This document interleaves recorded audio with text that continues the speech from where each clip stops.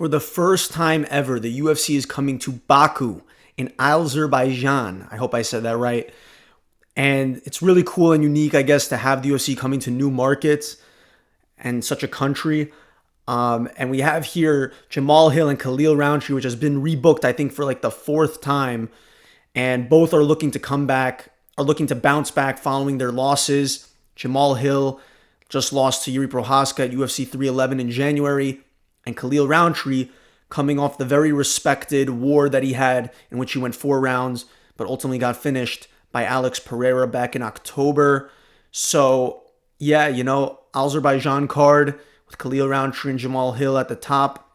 Then you have a bunch of Azerbaijan fighters like Rafael Fiziev, probably the most popular fighter from this country in the roster, taking on Ignacio Bahamondes, who has been an up-and-coming lightweight prospect. You have, I hope I could say this right, Myktybek Orolbai, who had an absolute war with Ronbetsky back in UFC 308, taking on Tufik Musaev. Curtis Blaydes and Rizvan Kuniev is another fight that's been canceled 2 times and is back on this card. So Curtis Blaydes returning following the title fight loss to Tom Aspinall. And then, just pretty decent card. We'll talk about it all one by one. But let's just start with the main event, Khalil Rountree versus Jamahal Hill. As I just mentioned, this fight has taken forever to happen. It was supposed to happen on UFC 303 under the McGregor and Chandler fight. Got canceled then. Then it got rebooked for UFC Kansas City, I believe. And then it got canceled again for the main event. So then they moved this fight to be the headliner for UFC Baku, which is an interesting choice because, in these Middle Eastern cards, you kind of want to have Middle Eastern fighters headlining.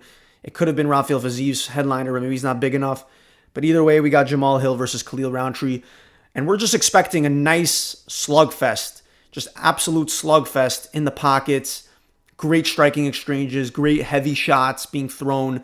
Khalil Rountree has had a great career so far with some vicious knockouts. He had a very vicious knockout versus Anthony Smith.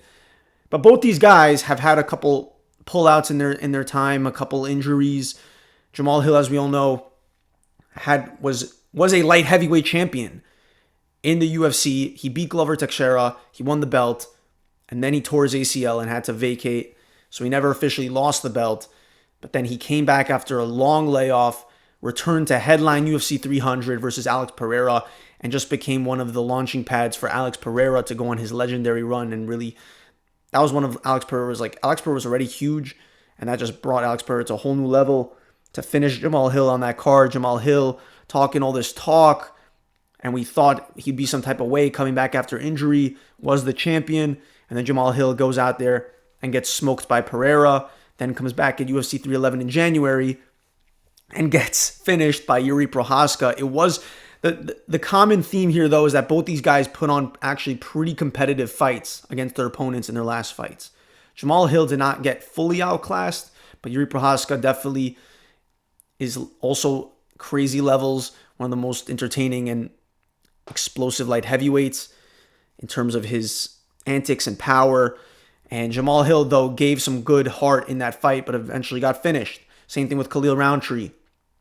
Came into maybe what was an undeserved title shot versus Alex Pereira, was ranked number 8 at the time.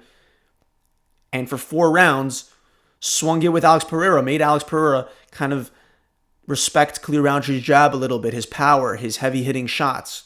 Khalil Rountree, I didn't really see him fight before that. I knew he had a bunch of finishes in the light heavyweight. Actually, let's look at his record real quick. Right, so in his last fight was Pereira. Before that, he was coming off that crazy KO versus Anthony Smith. But again, the UFC was just trying to delay the inevitable, which was going to be Magomed Ankalaev, by putting another title defense, by packing up another title defense for Alex Pereira by giving him number 8 Khalil Rountree as UFC 307's main event. But it just happened to be a competitive fight. So Rountree was on a 5-fight winning streak before that. Wow. And all by KOs, really, except for the decision split. So this guy's really been a KO artist. Same thing with Jamahal Hill. He's pretty, big finisher. Khalil coming before he came into that Alex Pereira fight. He's just been on a little bit of a skid right now. And yeah, I mean, clearly he also was on a big winning streak. He's coming off 2 straight losses, and Khalil Rountree coming off 1 loss. So this is going to be a fun fight. This is a great main event. And I think Jamahal, honestly, is due to bounce back. I really think so. I think Jamahal is due for a bounce back win. He really used to be like some type of fighter, and then he just ended up like being so cocky and so arrogant and this and that, like that now he's one of the most hated fighters and one of the most criticized fighters in the UFC because for the way that he talks. But he took the loss well. He took it on the chin when he lost to Yuri Prochazka. It was a great fight, really. For Khalil Rountree, I expect a war, but I don't expect this to go to decision. I expect someone to get knocked out. I really do. With the way these guys could be throwing heavy shots in the pocket and hopefully, putting on a real slugfest, I think someone's getting dropped here. And I just think that Khalil Rountree is going to be on the wrong side of it. I would still like to believe that Jamahal is a certain level, being that he was a light heavyweight champion in the UFC. So finally, this fight is happening after getting canceled like 3 different times. So we'll see how this plays out. Co-main event, Rafael Fiziev and Ignacio Bahamondes both fought on UFC 313.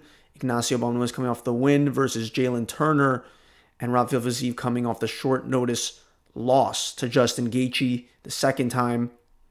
Rafael Fiziev, before that, we hadn't seen him for a very, very long time. He was coming off an injury. You would think that he would want to have the proper preparation in his return, but respect him for answering the call that the UFC made to him to replace Dan Hooker and fight Justin Gaethje. But that was an off the couch, a couple weeks notice. Rafael Fiziev actually was within 12 days of the fight. And this is a huge step up in competition for Ignacio Bahamondes. Ignacio Bahamondes has slowly climbed up the rankings. He picked up a win at the Sphere. He picked up a win versus Jalen Turner. This is a great test for both these guys. Rafael Fiziev to hold on to his ranking, or for Ignacio Bahamondes to make that jump in competition. Ignacio Bahamondes, we know, trains with Belal Muhammad. And yeah, you knew that Rafael Fiziev just had to be on this card. He's probably the most popular Azerbaijan fighter on the roster. And who do I have winning? This is honestly tough. I think Ignacio Bahamondes might outclass Rafael Fiziev, honestly. Like, how good it really is Rafael Fiziev? Like, let's look at his record real quick. Sometimes I gotta refresh my memory on these guys and who they fight. So he lost to Gaethje and Gamrot. So he's on a 3-fight losing streak. And before that, he beat Green. So he hasn't beaten like the upper talent in this division, really. Okay, Moicano maybe, but just Rafael Fiziev has not really beaten any higher competition yet in his UFC career. And for Ignacio Bahamondes, I just think he's really well-rounded. He's really good, I think. I'm going to go with Ignacio Bahamondes for this co-main event. Tofik Musaev versus Orolbai. Orolbai is crazy, man. He's of course, he's an unranked lightweight, but the kind of fight that he put on versus Rambetsky in UFC 308 in the prelims, that was one of the best fights of last year. That was one of the craziest fights I've ever seen. Some of these prelim fights you really got to watch because they're sometimes way better than the main card fights. And I don't see the picture here. I believe that this guy, Tofik Musaev, has some crazy record. And he's also from Azerbaijan. He looks really in shape. But this is going to be a crazy fight. I could just tell. Anything that this guy Orolbai is in, it's a war.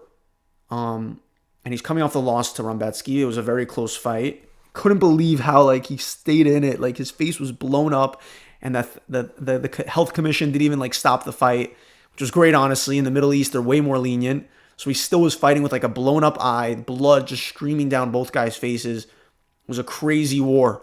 This guy Orolbai just speaks hype and entertainment. He's I'm telling you, this fight's gonna be overlooked, but it's such a fun fight when you have Orolbai in it. I'm expecting this to be a banger. And then Blaydes versus Rizvan Kuniev. This fight was also canceled twice, finally happening. It literally, they weighed in on UFC 313 and then it got canceled because Curtis Blaydes got sick and it was moved off Seattle. So we're getting into Baku. Curtis Blaydes, a number 5 ranked heavyweight, versus Rizvan Kuniev, who's 12-2. And Curtis Blaydes, we haven't seen him since his loss to Tom Aspinall when he got finished in the first round. It's either like Curtis Blaydes shows the levels to a guy making his debut from the Contender Series, and the UFC clearly was very persistent to make this the next fight for both these men since it's been rescheduled twice. So Curtis Blaydes, right? I think I'm going to go with Curtis Blaydes versus Rizvan Kuniev. Nazim Sadikov versus Nicholas Mott. I don't really know much about these fighters, but, Azerbaijan, I'm going to go with the Azerbaijan guy. Nazim Sadikov seems like a really good lightweight prospect. Versus Nicholas Mott, I don't know what that is. And then Mohamed Naimov versus Bogdan Grad. Mohamed Naimov picking up a bunch of wins. Good fighter. And featherweight, Bogdan Grad. Cool main card opener, whatever. I'm going to go with Mohamed Naimov. And then Tagir Ulanbekov versus Azat Maksum. Cool flyweight fight. It was originally supposed to be Horiguchi, the guy that was returning from Japan to fight, and he got pulled off. So now Tagir is taking on a 17-1 Azat Maksum. This guy Azat is like the Shavkat at flyweight. So Tagir is one of Khabib's, what's the word for it? Proteges? He's in the Khabib team. He fought on UFC 311, picked up the win, and now he's taking on Azat Maksum. But I think that this guy Azat Maksum honestly is going to beat Tagir. I don't know. I have a feeling these Kazakhstan guys are just different, and I think this guy will, or at least it will be very tough for Tagir to just pick up the win. Just because he's Dagestani from Khabib team, I don't know if he's as good as the other people in his camp are. This guy ain't no Umar, he ain't no Islam. I mean, imagine he comes over and takes over the flyweight division. Then you got Umar, Islam, and Tagir. I'm going with that, Azad Maksum. And before that, I just want to see how many fights this guy's had. He beat Charles Johnson. Okay, he's only had 2 fights in the UFC. Yeah. Azad Maksum. Going with them. Junyan Park versus Ismail Nardiev. Junyan Park. And then, sorry about that. Oh my. Okay, and oh my gosh, Kamaru Usman's brother is on the card. Mohamed Usman versus Hamdi Abdul Wahab. Some big boy, like heavyweight bout. Yeah, whatever. I don't care. At this point, the card falls off. I don't really care about these fights. And then they got Oban Elliott, the Welsh gangster. This guy's on a little bit of a streak right now. Pretty fun English fighter. 12-2. I'm pretty sure he's undefeated in his UFC run right now. He's fun. I'm going with Oban Elliott. He's taking on Seo Kwihan Cole. And yeah, that's the entire card. It's the prelims are pretty awful. The prelims aren't interesting, but again, it's a random fight night for the first time in the country. But we have a couple cool fights on here. Nothing too special, but yeah, that's my take on UFC Baku. This should be a fun slugfest between Jamahal Hill and Khalil Rountree. Yeah, I'm taking someone to get finished, and I think Rountree will be on the wrong side of it.